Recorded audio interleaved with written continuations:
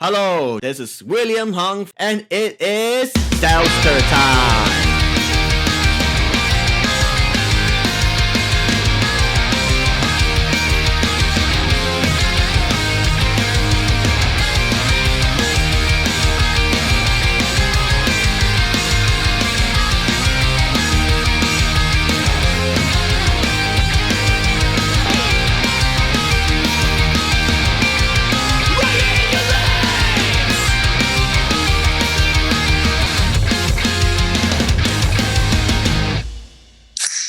What's up, you guys? Welcome back to another episode of the Seltzer Time podcast. It's your boy Ricky, aka Dick Chuck, aka the man behind the can at Seltzer Time Official. Here as always with my conversation accomplice, the man with the hunch about what's there, Trev. What is crackin' Fizzle Fiends? Welcome back to the Seltzer Time podcast. And as always, we are so glad you're back with us.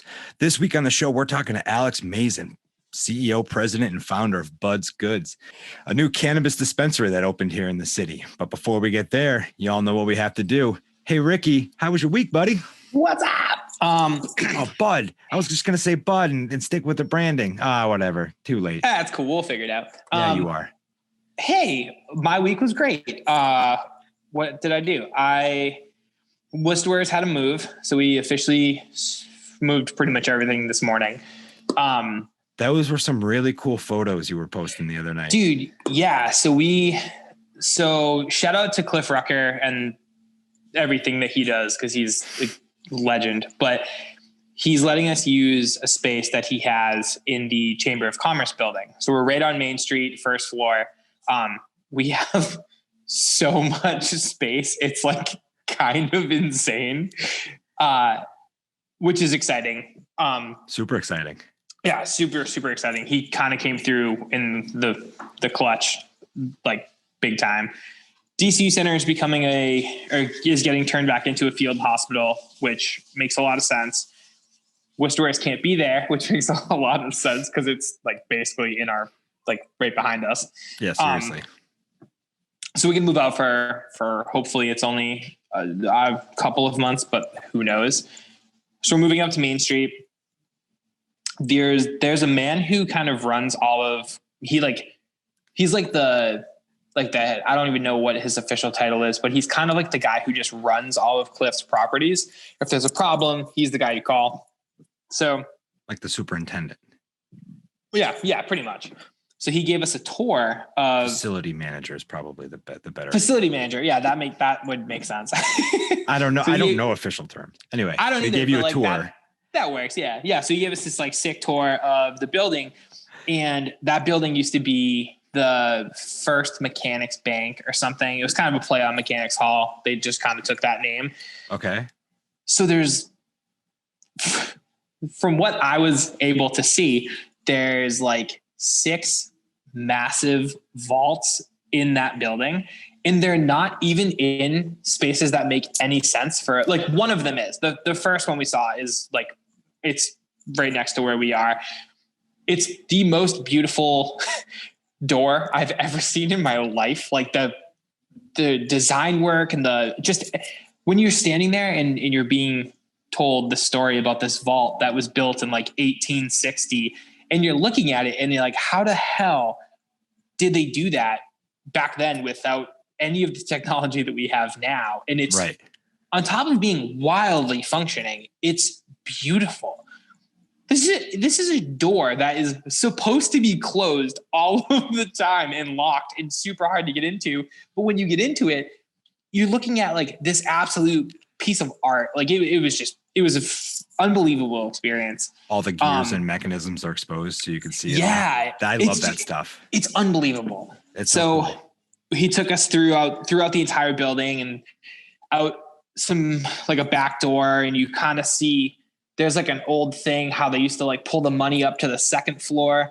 There's like a piece that's still hanging there. It's like, hundreds and hundreds of years old. It's unbelievably nice. And then there's this little window for when a carriage used to roll up and you could look out and see, and there's still an old working voice box that you just talk into it and it like echoes in. It's absolutely fascinating what is happening.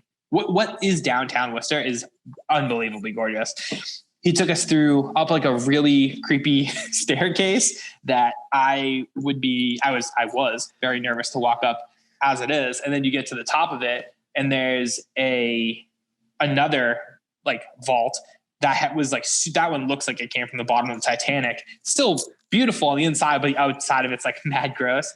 But you're trying to figure out like, how did they get these like 1-ton boxes up this area and into the wall? It was unbelievable. So yeah, I was lucky enough to see probably like 6 or 8 of these really cool different safes. I saw a Jose Canseco jersey. That was pretty dope. That was wild. Yeah, that's what started the whole thing for me. So many people.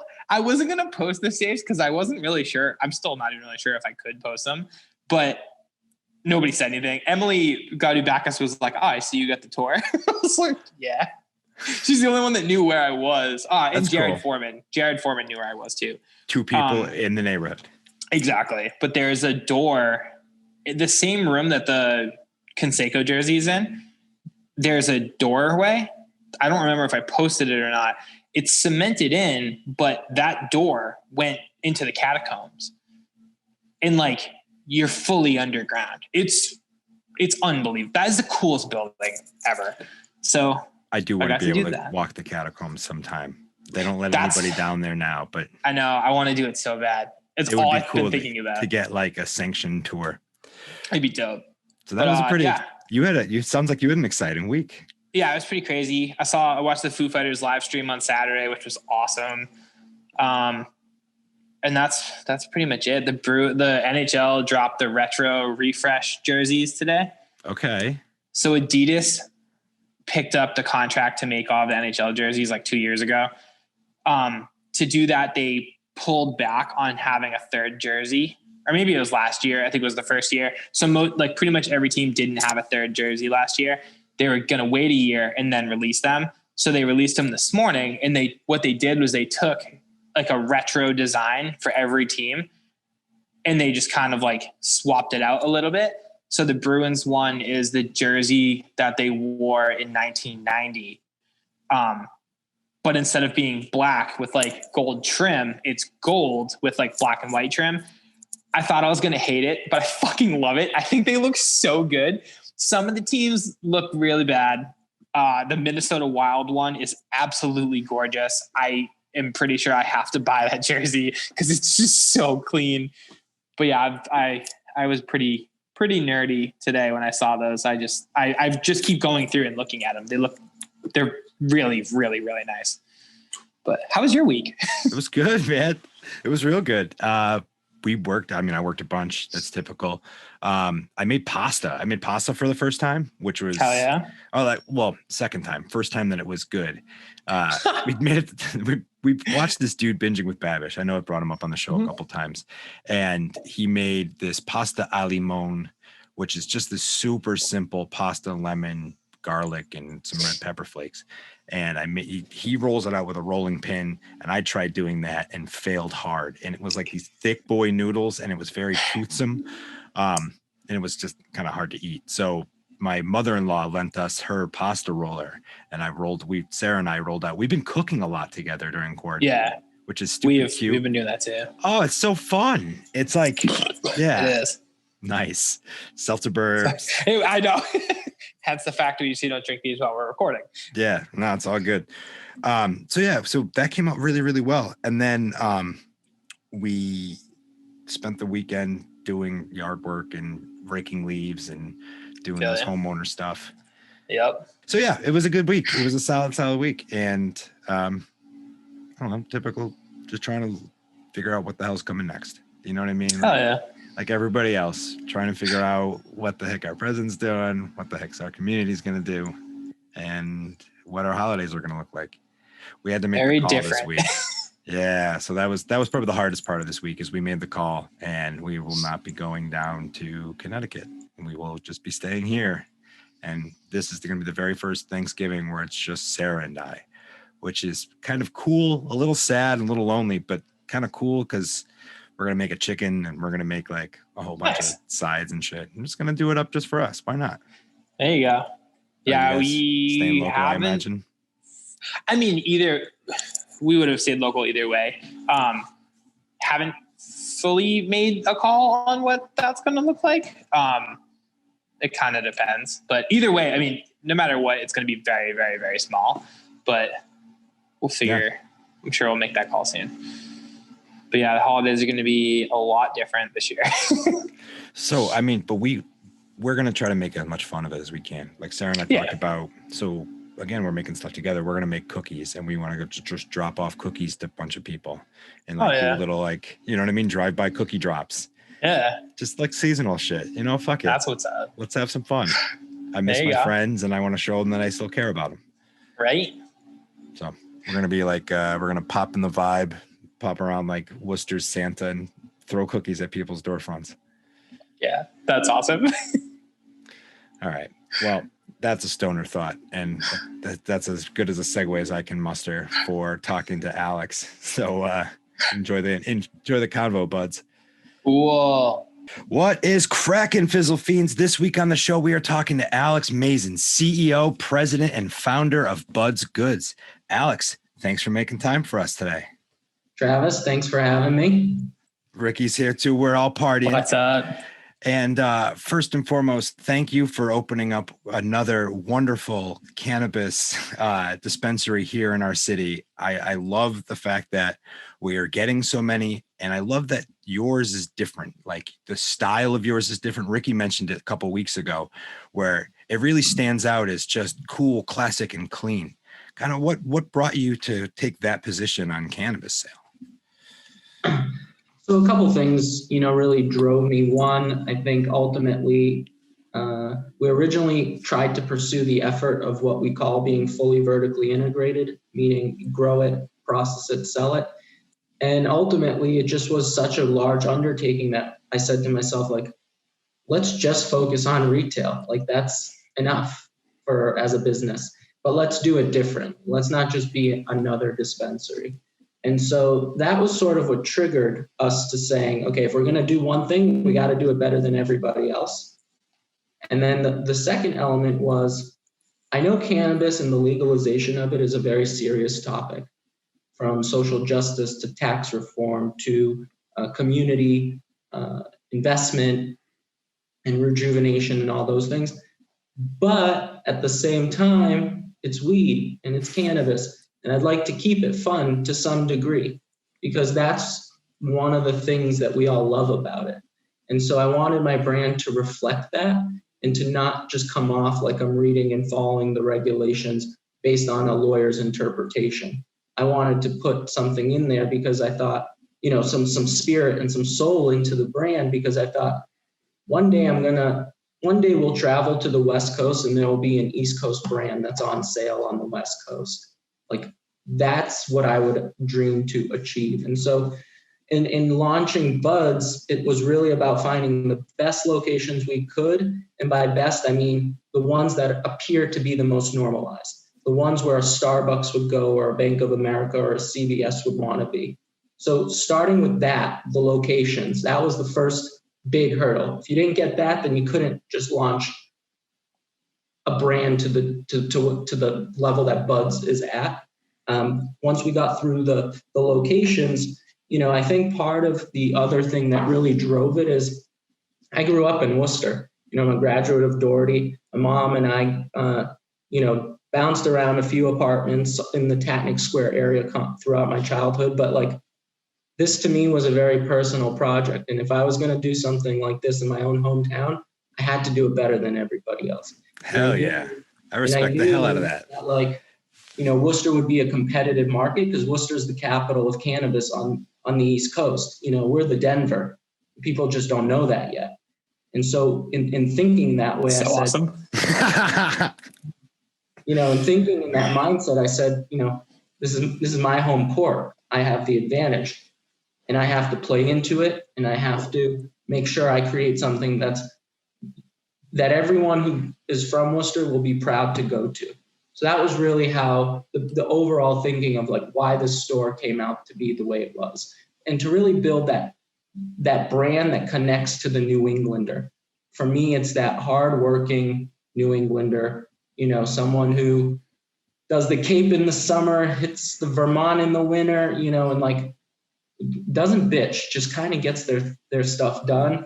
And that's what Buds is supposed to stand for. Hell yeah. Okay. So when you talk about the overall branding, I like Travis was talking how I brought up a couple weeks ago, everything's really like, it's super clean. You kind of use like very classic colors. I don't know a whole lot about the cannabis industry, but I never really liked the neon aspect. For some reason, whenever I think of like walking by like a shop, there's a lot of like neon and purples and all these like kind of wild abrasive colors.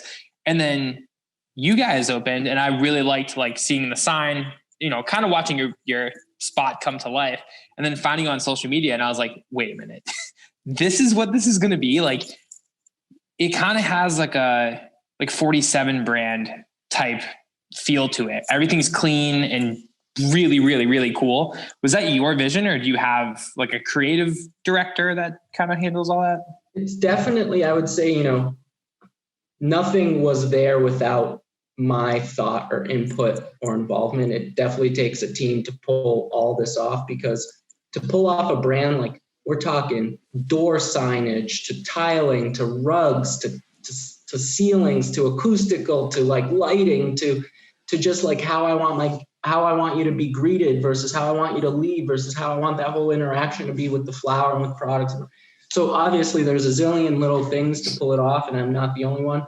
We have an excellent in-house creative manager that helps on all fronts.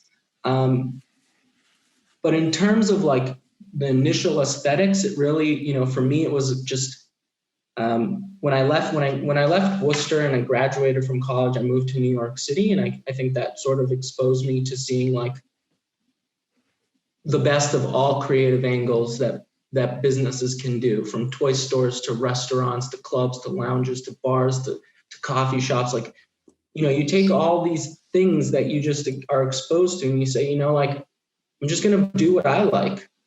This store is what I would like to shop at. I just followed that in my gut. And ultimately I wanted to create like an Americana nostalgia, but modern. And those things mixed together was really the catch here, right? Like our colors are really red, white, and blue, but we play off of it, right? Our red's more of a brick. Our blue's more like of a deep, dark blue. Navy, yeah. Our white is a cream. And if you go up to like any of these smaller New England towns, that's what we're trying to reflect, right? Like you walk around, Boston, you're going to see Bud's colors everywhere, because those were like kind of the old Americana colors we're going for. And like when you look inside, like it's the craftsmanship of everything, the tiling, the marquee signage, the way we display flower and product. And so, it's an ever evolving, living like energy that we've now created. That's what brand is. And as stonery as it sounds, it's like this thing's here to stay, and it's going to continue to evolve and adapt and learn and cater to its audience. Because at the end of the day, like we have to, my mission is to be the best dispensary, at least in Worcester County. So to do that, you have to have the aesthetics, you have to have the hospitality and the customer service, and then the menu. I mean, right. Quality of product. I don't know if either of you have taken a look at our menu. We're the largest cannabis selection of flower in the state right now. And that's not because we're selling like junk. That's because when people walk into our store, when growers walk into our store and they know Worcester is a premium market for cannabis and brand awareness, they want to be on our shelves. And that store has really helped us that store and the brand and the messaging has helped us develop really good partnerships with really awesome suppliers. And that's clearly not happened overnight. Like we talked about before we started recording, you've been at this for quite a bit of time. Was it 4.5 years, you said? Yeah, 4.5 years in the Massachusetts cannabis industry. We just opened our first store 2 weeks ago. So it's been a really fun, crazy journey. And I try to just take the days in, honestly, because if you're just looking for the end result, you'll burn out trying to get there. Sure. Yeah. Have either of you been in yet? Yeah, I came in. I popped in, I think the second day you guys were open, but it wasn't, you had to like order online and pick up and leave. Yeah. I couldn't go into the actual room. That was something I think another part of what makes our store very unique is like, I want to preface by saying I traveled the country. I looked at every dispensary that I thought was worth looking at. And then I said, okay, what would I want? And the first thing that came to my mind is, okay, I'd want a store with 2 stores in it, because I used to work at a restaurant where you had the restaurant and then around the corner you had a little window for the takeout, right? And I was like, okay, this is a no-brainer. Like, same thing should apply for us. So in our store, we have 2 separate stores basically in it. One is the pre-order pickup section where you're supposed to be in and out in under 60 seconds, and like, that's for the person who's in a rush but needs their cannabis while they're going, or that parent who needs to pick up that vape cartridge on the way to the soccer pickup practice or something. But then at the same time, the retail experience, right? I call it express and experience. Those are the 2 sides. And I think, as a cannabis consumer myself, it's like, I know what I like, but I'm also looking constantly to add to that arsenal of things I like. Yeah. I know that because I'm the consumer. I'm catering to me, and that's the point of the experience. So, if you're in a rush and you know what you need, we got you in and out as quickly as possible. If you need a moment to pause and see what else to add, new things are emerging, new products, we got you too, because we'll take the time and we'll talk to you and we'll educate you, and that's the job of the staff. So for the store, it really, that was the first thing that I think made us different. And then layering on top of the experience, I think, especially in Massachusetts, the other factor that we bring to the table is most operators are vertically integrated in Massachusetts. And so if you walk into the majority of retail stores as a customer, they're going to push their own product, whether they think it's the best or not. That's the biggest margin. At Buds, we don't grow our own, we don't produce our own. And so, our goal is to make sure we have a good, better, best. When you come in, we've already done the homework and filtered out the bad. We have a good, better, best in our product selection. And, I think right now we're sitting on 33 different strains that we carry, and then 39 different pre-roll SKUs. So that's the largest in the state. This Wednesday, we're dropping another thing we've been working on for a very long time called Little Buds. I saw you guys teasing that on social. Yeah, so we're teasing that, but that's a game changer. That's going to change the industry, because I think one of the things the industry, what people are saying in the industry is how expensive legal cannabis is. And like, I don't think that's right. I don't think legal cannabis should, only be legal for those who can afford it. And so we've partnered with an awesome supplier exclusively to launch the very first white label into the state. Are you guys familiar with that term? Yeah. So that's awesome. Yeah. So Little Buds is going to be the very first white labeled product, and it's going to be, the strains will change constantly, but it's going to be a $30 eighth. No shit. That's awesome. See, that's the kind of stuff that I'm waiting for, because I have friends out in like Seattle area, and the pricing that they're paying versus what we're seeing out here. I know we're paying higher taxes and higher stuff like that, but I know that with more people coming in, the market's going to come down eventually with more competition. It's only going to drive the pricing to a more affordable rate. I don't think it'll ever be cheap, but it'll definitely bring, which is probably you as a business guy, not the favorite thing to hear. Now that I think about it. No. I mean, look, at the end of the day, there's different cannabis for different occasions, right? Like, you don't walk into a liquor store and always buy the cheapest vodka. Fair. You don't always walk into the liquor store and buy the highest alcohol content. I think there's a difference between maybe Monday, Tuesday, Wednesday weed versus Thursday weed versus Friday weed versus weekend weed. I think, but that's more that normalizing the conversation about it. You're 100% right.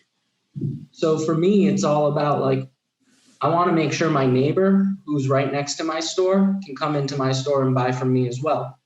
and make sure that they're getting good product for good value. To me, that's really important. I love the idea of someone traveling an hour to come to my store to make a purchase, but it's way more important for me that my neighborhood knows that I got them. I have their back. I'm thoroughly always looking for the best products. I'm trying my best to bring down the pricing for them. You know, I spent a year trying to close the Little Buds deal. And if you look at marginally, it's not for my benefit. It's really for the end consumer, because I'm trying to say, like, I want everybody to buy their cannabis legally. And if we're really trying to legalize and market, then we need to do that. You can't just put one toe into the water. And so I understand why pricing is so expensive, partially because supply and demand, and the other part is the regulations are so strict that these growers have spent tens of millions of dollars. And that, I totally understand that. But I think, you know, someone needs to step up and say, hey, let's get some products out there that are affordable. I'm not saying the whole store has to be like priced low. I'm just saying we got to get a couple products, and that's what Little Buds is going to do for the community. It's a market disruptor. I mean, it takes somebody that recognizes the niche and has the courage to take it to market. I mean, and that's super interesting. I don't see the downside, especially if it's worked into your business model and you already know that it's going to bring more attention. And that, like you just said, that Little Buds can be your Monday through Wednesday pickup. And then you're still going to invest a little bit in your Friday fun time. And like, that just makes sense. That makes sense. Exactly. And on Saturday, you're buying that extra really fancy pre-roll or that eighth to bring to, you know, pre-COVID to that party or as a gift. You know, like, you know, there are three things really, you know, I've been telling my team to be talking to customers about. One is the Little Buds thing, because that's going to be a big thing for customers to be aware of. The second thing is, you know, as I mentioned, we have the largest cannabis selection in the entire state of Massachusetts. And then the third piece is, which I think is going to only start to trend and become more and more popular, which is cannabis gift giving. Yes, that's what I'm doing. It's the best. You know, for a $15 pre-roll, although that seems expensive, as a gift, the value that the person who gets that gift, it's so much greater than even like a bottle of scotch or like that nice bottle of wine. And so for me, like, that Friday, Saturday category of flower buying may not even be for the consumer. It may be to be for the person they're bringing it to or gifting. Right. I won't lie. When they called the election for Biden, I went through and I bought a whole bunch of $7 half grams, and I was, you know, sharing them out like, yo, we can't share something, but we can smoke something together. Here, let's do this. And you're 100% right. It became a gift. And I truly thought of it as like buying somebody a cheap bottle of wine.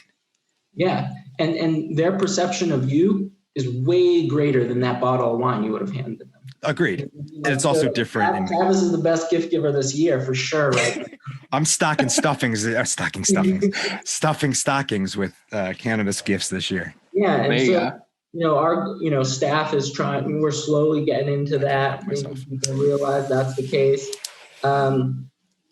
So, you know, I'm just excited. I'm excited for people to know about Bud and get to know about it, because I think if you come into our store and you see what we're trying to do and the love we've put into everything, and like that we love cannabis, you know what I mean? Like we're not just a private equity firm trying to make a buck.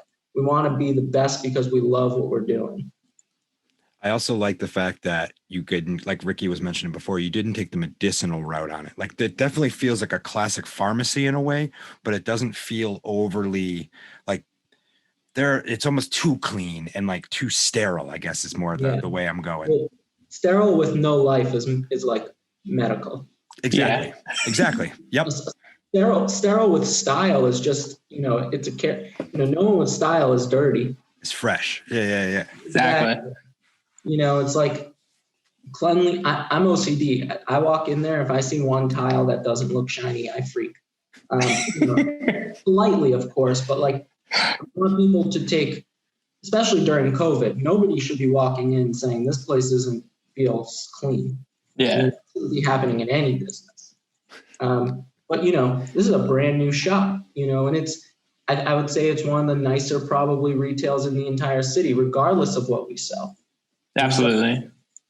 I want staff to to own that and feel like, be proud of where you work.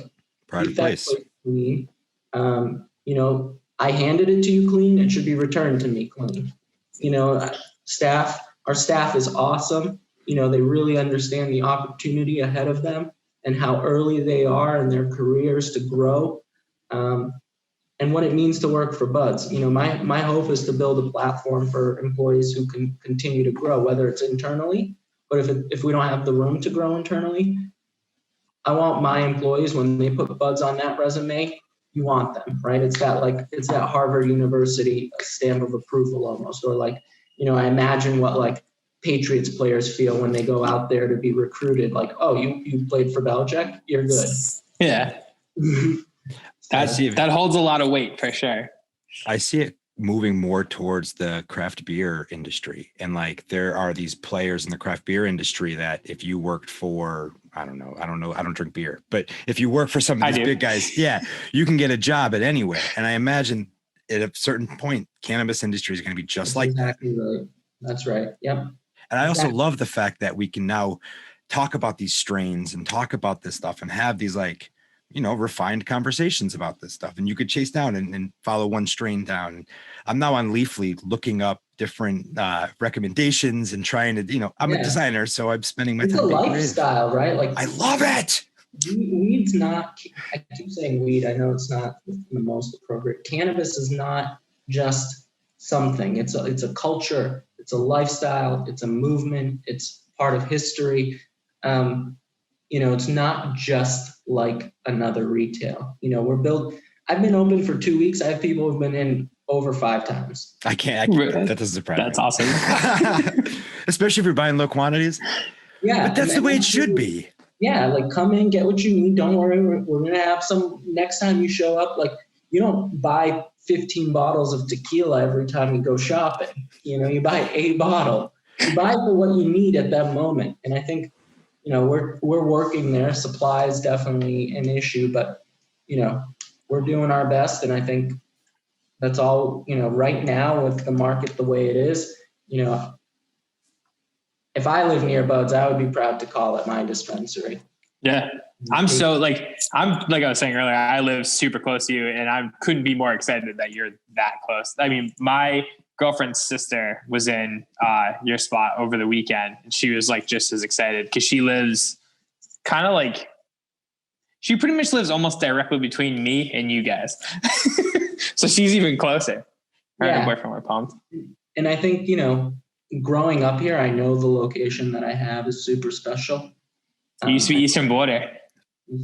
Concrete Wave, Eastern Border. I took both of them over. Oh, you have the Concrete Wave spot too? Yeah, I have. That's my office. That's what I'm sitting in. That's so sick. Everywhere I used to buy shoes. I have the old Concrete Wave sign in my garage. I saved it. I don't know what to do with it, but I could not throw it away. I was like, this is historic. That's so sick. This is a Worcester. I'm honestly thinking of donating it to like the Worcester Historical Museum. I know that sounds crazy, but like to me, that is a piece of history. My whole childhood, like that's where I bought my first skateboard. Yeah. You know, and I always want, you know, I think if you look at what we've done to that neighborhood or what's happening to this part of Worcester, it's really on the up and up. For sure. I'm not going to say it's because of us, but it's nice to pretend that maybe that's the case. But like the Gulf across the street just got a facelift. Well, I know, but like I did notice that. To your point, you're coming into the community and you want to make an impact. And I imagine you have plans to also give back to the community and work with partners in the community to do you have without anything? a doubt. I mean, most of the staff we've hired are all, I mean, they walk to work. You know, That's we're awesome. hiring super locally. That's awesome. You know, we just donate, I don't talk about these things, but we just donated to clean up a little bit of the Burncoat Elementary School Park. You know, we're not profitable yet, but we're trying to do something. You know, once we get to profitability, you know, of course, without a doubt, I want to keep reinvesting into the city, in addition to them making their own revenues from this. Sure. You know, I think last week they announced that the city of Worcester has already taken in over $3 million in tax revenues. Like, that's pretty nice. Yeah. Yeah. That's not a bad thing. So I again, I think being from here, my sister lives up the street, my dad lives, a mile away.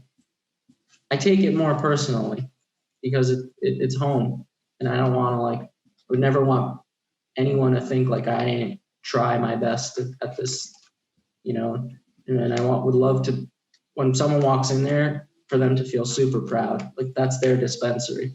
Yeah. I built it, that's theirs. That's where you're going to go. That's where you should go for the rest of your life to buy your weed. I mean, I'm going to. Thank you. Thank you. We're going to continue to evolve as a business, but I think out the gate, we're off to a really good start. Like any business, we have our headaches and that we're working through, but hopefully the brand reflects how much we care.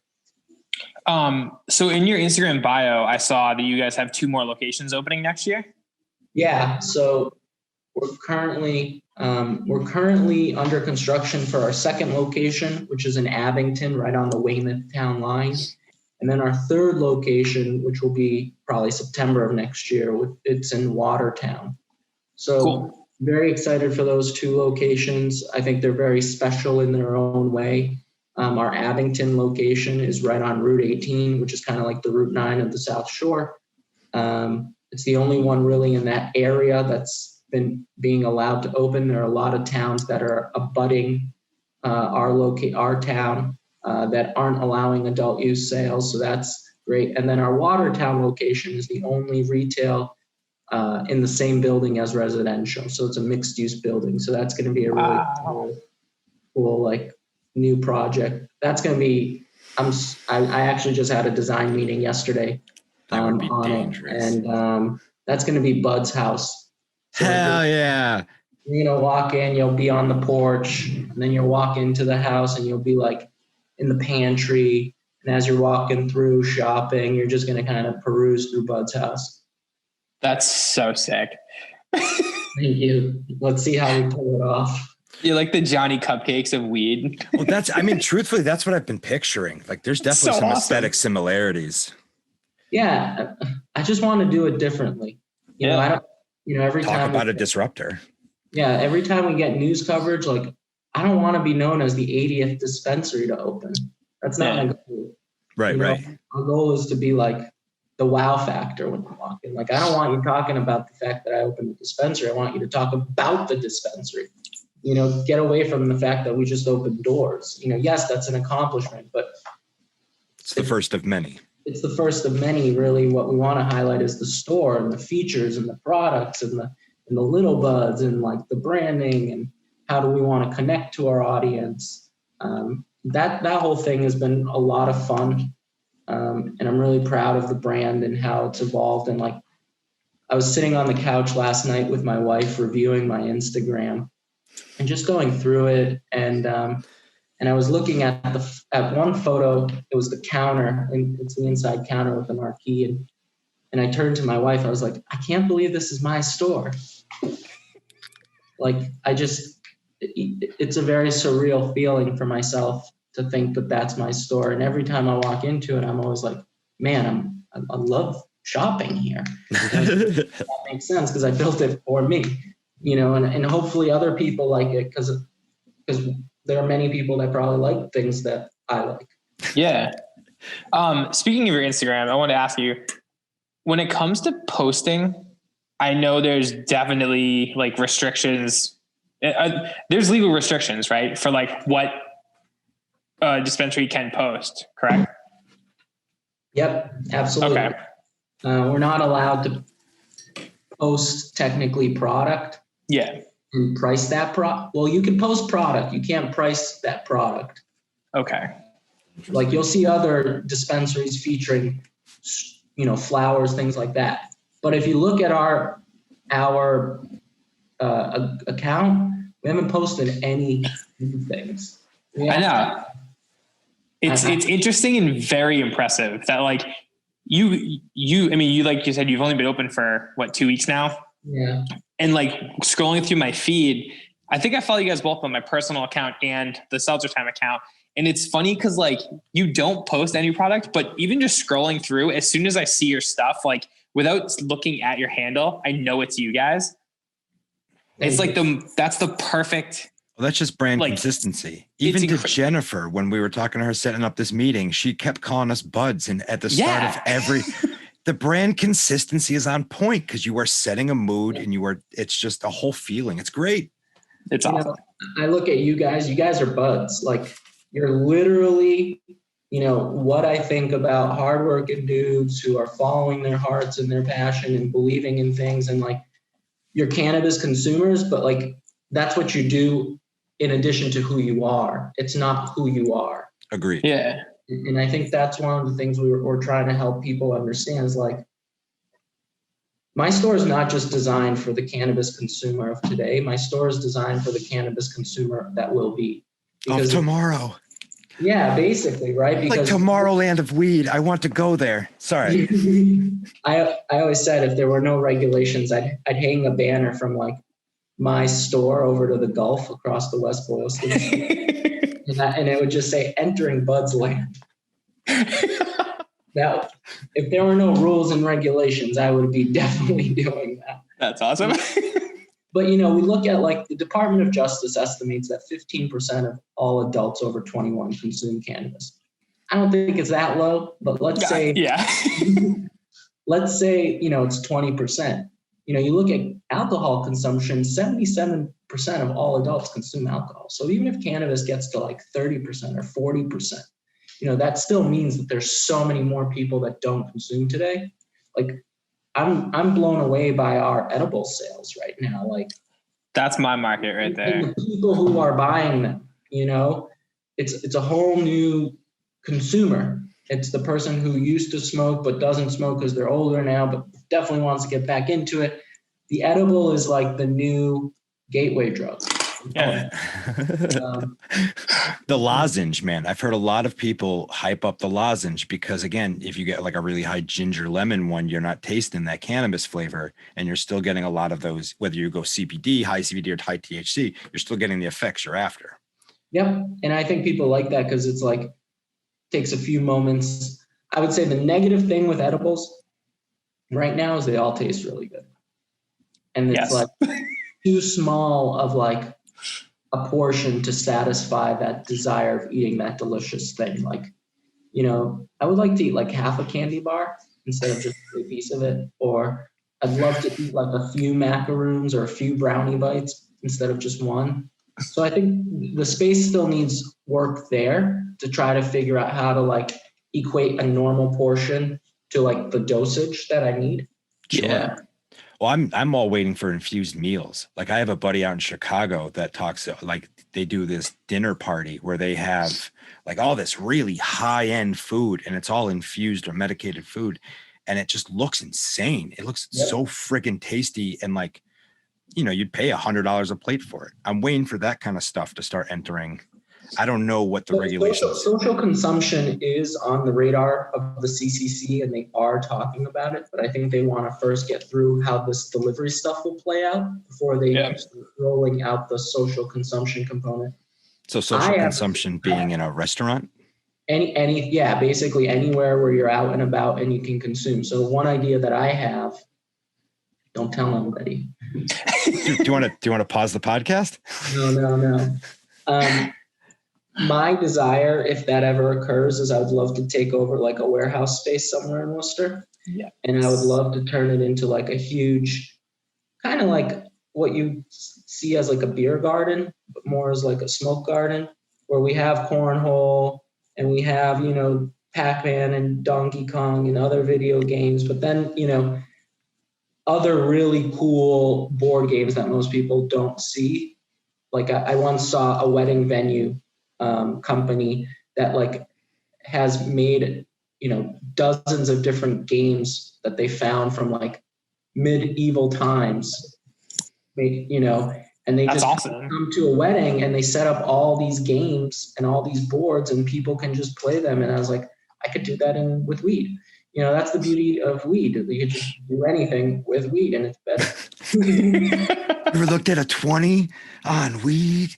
I just watched Dave Chappelle's SNL, by the way. So insanely good. So good. He's the best. A little bit different, a little bit grown up since how, or not how high.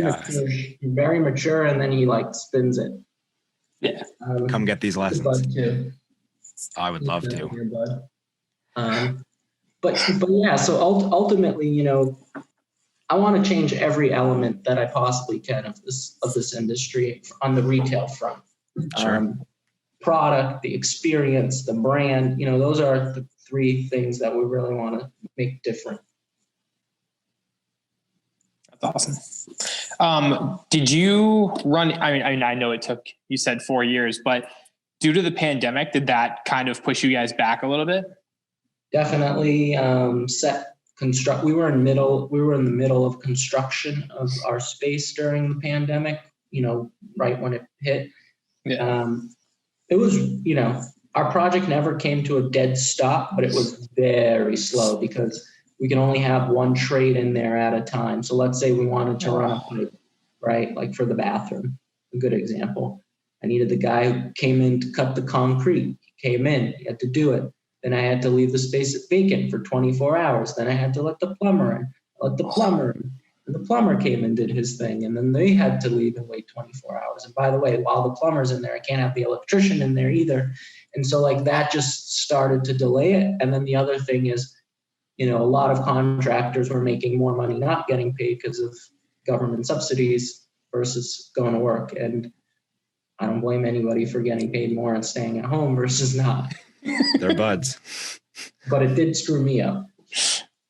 Yeah. But that's like the nature of the beast of cannabis, honestly. Like, yes, I'm surprised that a pandemic happened, but in a you know, in a comical, satiric way, it's like I'm not surprised that it happened while I'm going through this effort of starting a cannabis company, because it's always been like the next surprise that delays, the next thing that causes this thing to not go according to plan. It's like being in this space is all about survival. You know, just can I get to the finish line? And now that I'm at it, it's not the finish line. It's actually the starting line. Yeah, shit. Yeah. You know, because when nowadays starting a people-facing business with a brick and mortar, like that sounds crazy. Yeah. And here we are trying to do it. And luckily weed is that special thing we can do it for. Well, it's the selling experience. You know what I mean? Like, yeah, it's a product, Exactly. but you're still selling an experience, which is what from everything I'm reading, what the younger market wants. So yeah, we're going to see a lot more product and that type of stuff go online, but in those spaces, you will find more, you know, coffee shops or more dispensaries. I would love to go to a dispensary and have it treated like an old cigar shop where I can go and sit around with a bunch. Maybe there's some old curmudgeon guy telling stories and I can just light up one and just listen to that motherfucker talk for a couple hours and just learn some things. And like, that sounds like the world that I want to live in. Yeah. You know, I don't know a lot of things, but I do believe like if more people consume cannabis, the world would be a little better. I think it'd just be a little less Totally angry. agree. I think we'd also rely less on some of the medication, some of the anti-anxiety and some of that stuff, but that's my personal opinion. I think we're always all medicating. I don't care what the government calls it, adult use, recreational, medical, like we're always medicating, you know, in anything we do. If you really think about it, it's like, even a cup of coffee. I once read this book. It's like, we've created a society that like defines us as healthy or sick, right? And I would say that like we've done really well if you're in one of those binary states, healthy or sick. We've done a good job creating products or drugs and compounds to help you either way, right? Like we know how to make you healthy, you know, exercise, eating right. You know, we've done a lot of research, but the reality is humans are not healthy or sick. They are on the spectrum between healthy and sick, and they're always moving between healthy and sick. And so I actually think cannabis plays in that middle road of like helping you balance where you're at. And many life behaviors help you balance between that, right? Whether you eat a meal that makes you happy and it's like you had a shitty day, so you treat yourself to like, an extra taco or something like that. Right. You're actually doing that to like mentally satisfy you, to make you a little bit happier. So you are fluctuating. I just think cannabis is that, like, it's like the miracle magical pill that's in that middle space. That's a wonderful way to look at it. I mean, you have my vote. Nailed it. Thanks. Thank you. So we've kind of gone for a little bit, but just to kind of move towards the finish line of this interview, at least, people can find you on social media at Buds Goods, right? Yep. Its website is budsgoods.com. And, what should people, like, how should people prepare for their first experience? Like, if they have never gone to a dispensary, what do they need to know? Just walk in. Just walk in. We will do everything we can to help you through that process. And take your time. Don't feel rushed. Ask questions. Just come in. And, we'll show you what you didn't expect, not what you expected. And I want that whole experience to be, I want you to walk out and think differently about cannabis if you're not a cannabis consumer. If you are a cannabis consumer, I want you to walk out and say, I'm never going to another place. For so many different reasons. It's, each person's different for what justifies that. And we want to make sure we create as many justifications for them to pull from. Nice. But yeah, I mean, 64 West Boylston Street. We have a brand new parking lot for our customers, fully lit at night. I think we have a great, safe location. Just come on in and experience it. Don't rush through it. Yeah. That's a wonderful way to put it. Make it a point to go down, spend a little time, learn a little bit, find the strain for you, and then go home and have a wonderful night. Exactly. Or afternoon. Yeah, shit. Or get through kids' band practice or sports practice or whatever you said. Alex, you've been really fascinating to talk to, man. Really do appreciate you coming on, and thanks for bringing good buds. Me. Dude, it's been awesome. I hope to see you in the dispensary soon. We'll have to do this at my office next time. Maybe we'll get a couple different new products. Maybe we'll do should we do a little buds review next time? Don't threaten me with a good time. We can get it all set up. We can kind of just see, use it as almost like a review for us. I'm always doing collaborative ideas like that. All right. We're going to set that up. Oh yeah. All right, guys. I really appreciate it. Welcome back. So that was dope. It was our first ever cannabis interview. Yeah. Like our so first we want to call it cannabis. Yeah, that's what it is. It's a cannabis dispensary, and Alex was fantastic. I mean, it felt fitting that he's a local boy that's investing in his community, and he's doing it for all the same things that we love businesses. Like, wow, that's just a terrible sentence.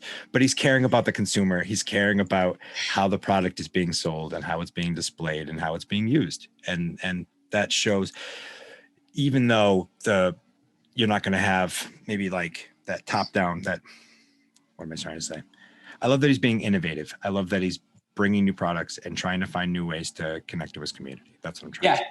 No, for sure. I mean, as a person who that's the type of stuff that excites me, is watching somebody do something in their own way, but also in a like very fresh and exciting and new way.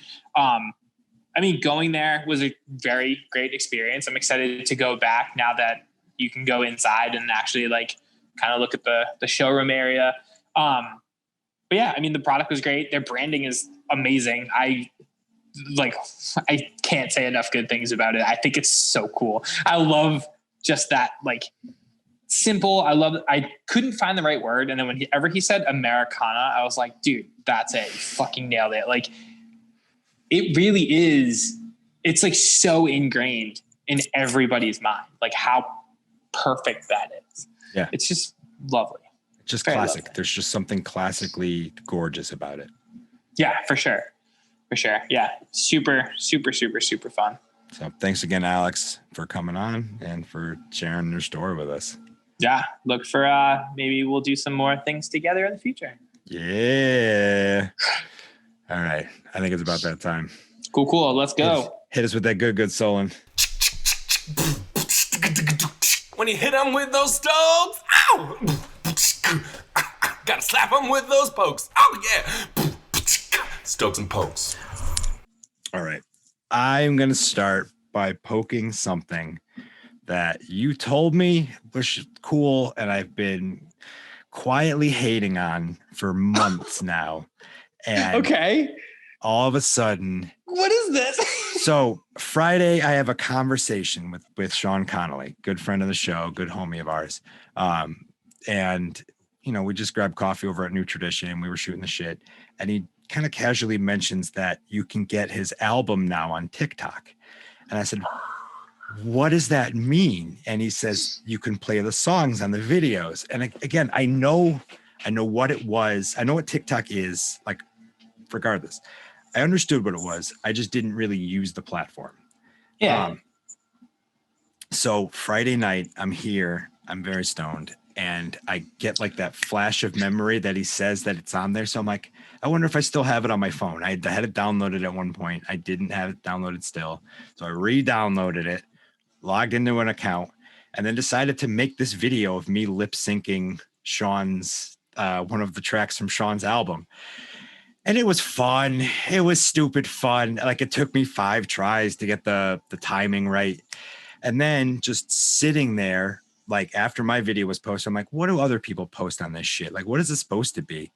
And I lost 2.5 hours, 3 hours, just lost in the scroll. Yep. And what I loved seeing was that it wasn't just young, stupid kids. Like there was a bunch of the kids standing up on counters at Walmart going, rah! Like, yeah, okay. I don't really care for that stuff. Yeah. There were so many cool makers and creators showing parts of their process. I mean, there were some other people making funny jokes that they were just genuinely funny jokes. But Oh my God, dude, now that I know that you kind of like get it more, I'm going to start sending you things that I like legitimately cry laugh. Like full on can't breathe. I'm laughing so hard, cry laugh. It's the best thing that's ever happened. there was a guy making his cat clean up the cat food that it spilt. And he was taking his both hands of the cat's paws and taking up like 6 kernels at a time. He's like, this is what you get. You keep spilling this. You have to clean it up. And it got me. I lost it. So good. Even thinking of it now makes me laugh. Not as much as thinking about the thing that John Strader posted that has got me laughing since he posted it the other day. And it was soft pour corn versus hard pour corn. And it was like it was like popcorn kernels and actual cooked corn. I love it. I love it so hard. That's so good. So yeah, I'm join TikTok, check it out. It's cooler than people think it is. Fact. And I am stoked about crazy friggin' ideas. So that same Friday morning coffee conversation, I ran into Joe Gonzalez Dufresne, homie of ours, awesome photographer here in the city. True. And we had talked about going kayaking all summer and just never made it happen. I saw you guys were out there. Bruh. So dude's like, yo, we can go Saturday morning. And I'm like, I mean, yeah, okay, we could. Let me ask my wife. And if she says no, that'll be the deal. And I thought Sarah was going to nip that shit in the bud. Nope. She was like, okay, I'll wear layers as long as you put the kayaks on. I'm like, motherfucker, no, I'm into this thing. So 6:30 in the morning, we get up. I strap the kayaks on the Vibe, get down to the lake, meet Joe down at Lake Quinsigamon, and have a magical time rowing out at that. I mean, it was cold. It was brisk, but like, it was just, there was nobody out there. Like there was there was the crew people, the people actually doing it like legitimately. Yeah. By the time we were coming back, there was a couple water skiers and a wakeboarder, but like for the most part, they were nuttier than we were. Yeah. They were in the lake. No. Yeah. There was two women out on water skis. They were just they were shredding. They were kicking ass.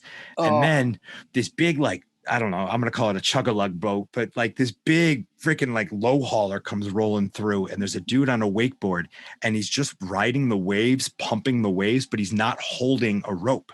He's just keeping up with the boat, just riding the waves. It was fucking cool.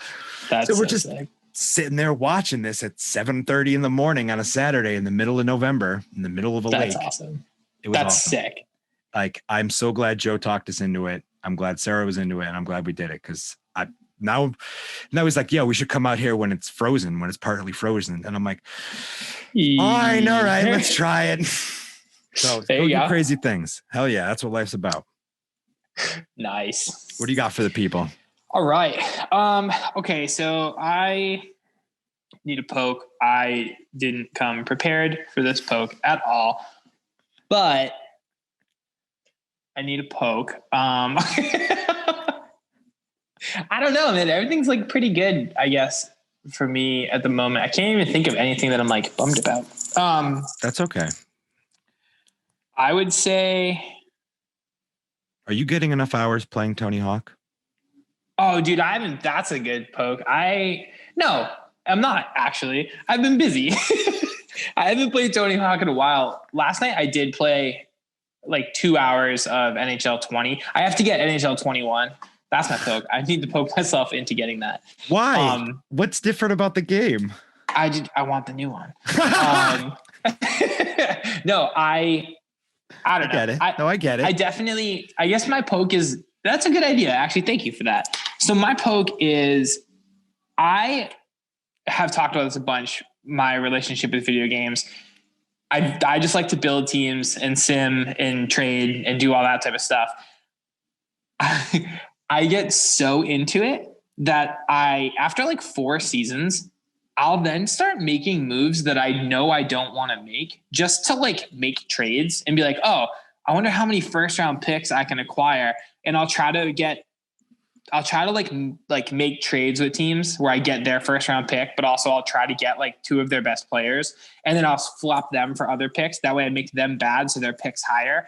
It's pathetic, because then by the time I'm looking at my own team and I'm like, my team fucking sucks, man. Like, I've traded away everybody I have. Yeah, but how many first round picks do you have? I got like 6 right now. So, but like, and then I get to the trade deadline and I'm like, well, do I move a couple of these to get a couple guys that could get me into the playoffs? It's actually very, very fun, but it's fun in the most like exhaustingly pathetic way ever. So I'm going to poke myself and just be like, hey, you know what? Why don't you just like be normal for like 2 seconds and play a fucking game and enjoy it, instead of trying to figure out how to build for the fake future in your game. Well, but that's the way you enjoy your game. So, True. Sometimes you play strategy games. Sometimes you get stuck playing Peggle 2 for a solid 2 hours trying to clear it. Have you ever played Peggle? I don't even know what that is. Oh, God. Hold on. I got to put a light on. I can't see myself. Yeah, do your thing. And I'll tell the listeners Keep about talking. Peggle. Yeah, I plan to, because Peggle is one of the best games in the world. It's this stupid game where you have to clear orange pegs and you shoot balls down and you clear the orange pegs, and it has these ridiculous mascots. And I have Xbox Game Pass, and they put a bunch of free games up on Xbox Game Pass, and that game was one of them, plus a whole bunch of others. I love Xbox Game Pass, but you play PlayStation, so you don't care. Oh, maybe a PS5 now. Just kidding. Nobody can get one. Yeah, well, some people can, and everybody else just gets a PS3 and puts a white binder around it. That's dope. That's just a bad joke. What are you stoked about? I'm super stoked on the new Billie Eilish song. I was never a huge dude. It's so good. So it's called "Therefore I Am," like the band.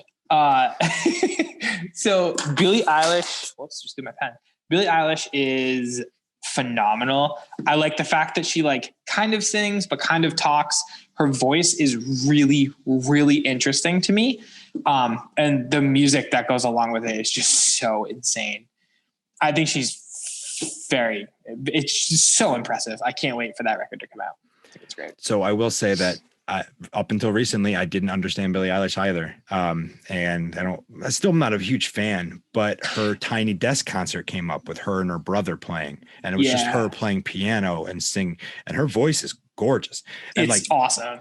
When she's playing kind of more traditional music, like or she was playing these songs just in a piano, really reduced down way, and it was Yeah. gorgeous. She's extremely talented. Yeah, I mean, So I can appreciate you want to be different, right? We just talked to Alex about Buds for fucking 45 minutes. She wants to come in, do something different, write her own style of music. Yeah, it's weird. Maybe I don't get it, but I can't take anything away from her. It's weird, but it's like super, super, super catchy. And I don't know. I couldn't be more obsessed with a song as I am right now with that one. I think it's so sick. I can't wait to see what she releases next. Her crew, this has nothing to do with her music, but her touring crew are all people that I grew up loving and like idolizing. So her drum tech is the drummer from Hot Rod Circuit, who are like, oh no shit. Yeah. Her guitar tech is the guitar player for Bad Rabbits.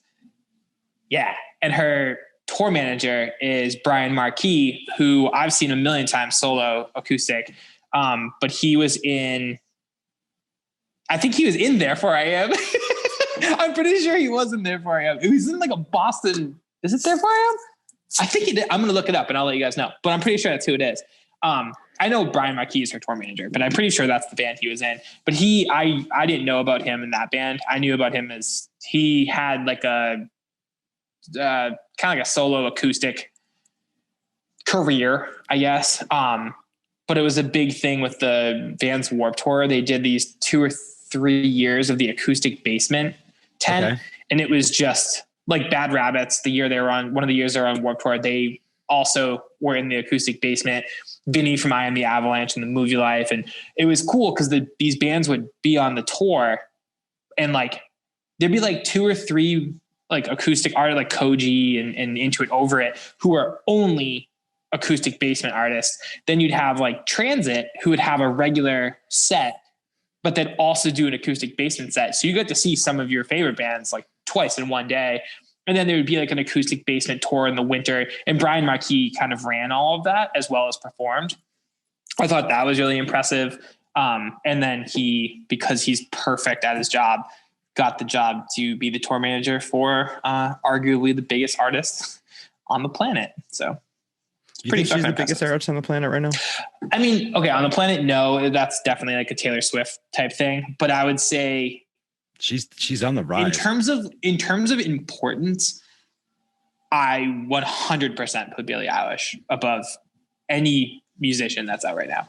Of her generation, I think she's gaining the most attention. And I forgot who's doing it, but somebody's doing an interview with her every year. And they're asking her the exact same questions, and they're literally showing it. So they've done it 3 years now.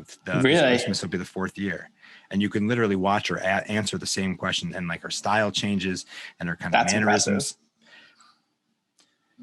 Impressive. It's the sad part about watching somebody grow up in the limelight. So I hope she doesn't go Britney Spears and go all types of fucking mental patient. But like, yeah, to that point, I hope she can have a very long and well-deserved career and have it not be so.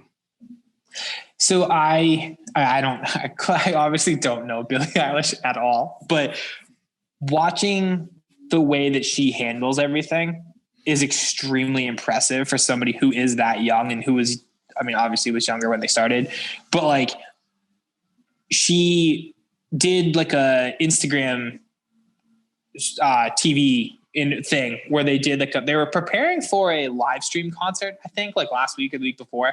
She walked around and like gave shout outs to her crew, which cool. I thought was so fucking cool. Like, here's this kid who is on top of the world, but still treats her crew like how you should treat your crew, which is impressive because like I just said, and it's not like, it's also more impressive, I guess, to me because I am a humongous fan of the people in her crew. Hence, I play games to make trades and not play the game. I only care about behind the scenes shit. But yeah, I don't know. I just think that she's set up to be somebody who is extremely successful for a very, very, very long time. And she does everything so much differently than everybody else, which I think is literally the most important aspect. Yeah. So go listen to fucking Billie Eilish, everybody. Yeah. Hell yeah. All right. Well, before we get out of here, we have a ask for you, for our listeners.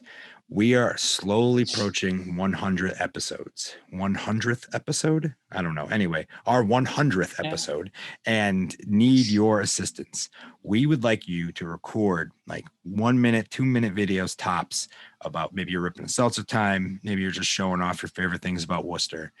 Maybe you're just telling us why you like the show. We don't care. You get to maybe you know Billie Eilish and you can get her to send us a video. Whatever. I don't know. Email it to seltzertimeofficial@gmail.com. And we want to include a bunch of your videos in our 100th episode, which is airing in a few weeks. So you have a couple weeks, but get on this shit. Don't sleep on it.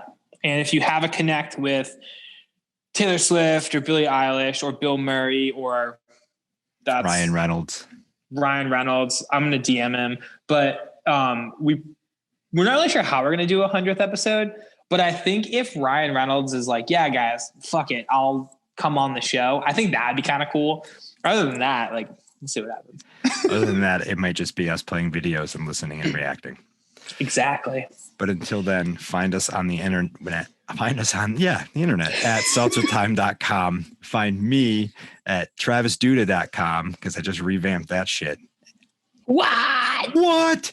And on Instagram at Hunchback Travis. You guys can find me at Seltzer Time Official on Instagram and Twitter, and DickChuck77 mostly on Twitter and Instagram. Twitter. Seltzer Time's got a TikTok. I'm going to eventually start making more videos on it. When we can hang out, we're going to make awesome videos together. So right now, okay, real quick, I haven't been able to wake up all day. So before we sat down to record this episode, I made myself a little French press, which is currently gone because I drank the whole thing. I am now wide awake and very caffeinated. So Attaboy. I think Naomi and I are going to go try to squeeze in a quick walk before it gets really dark, but also I kind of have to burn some of this energy off. But maybe I'll just go crazy and make 75 TikToks and we'll see what happens. Well, your gracious audience, will wait for those glorious things. And until then, we can do. We'll just keep partying. See you guys next week. Bye, guys.